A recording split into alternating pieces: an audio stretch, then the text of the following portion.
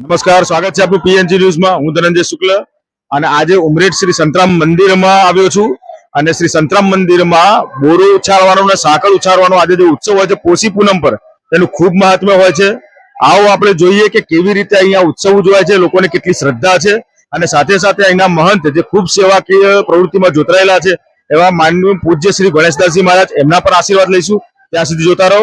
આભાર. ધનંજય શુક્લ.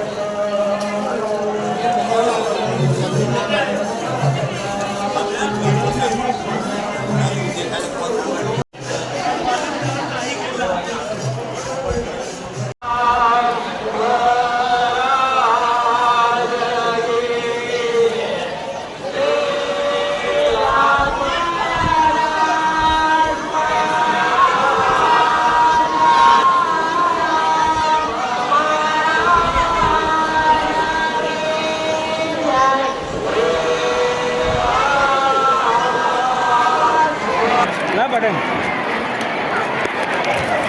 सारे ले लेवानी. हाँ वो सारे लेवानी सारे.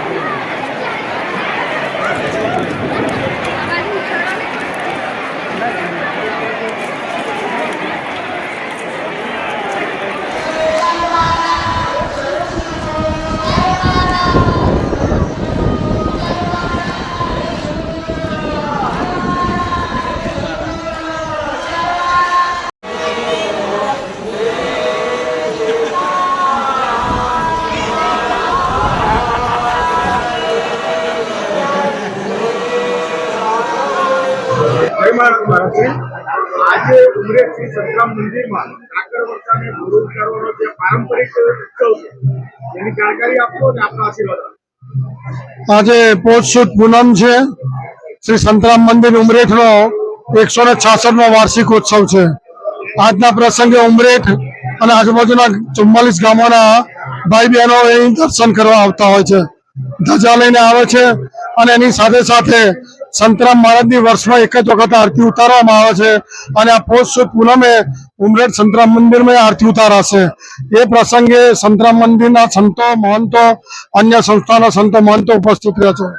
આજના દિવસે 10 થી 15,000 ભક્તો એ પ્રસાદ લઈને પાવન થાય છે અને આજના દિવસે ખાસ એ મહત્વ છે કે જે છોકરું બોલતું ના હોય, જે તોતરું હોય, એના માટે બોર ઉછાળવામાં આવે તો એને બોલતું અને તોતવા પણ દૂર થાય છે, એની બાધા રાખવામાં આવે છે.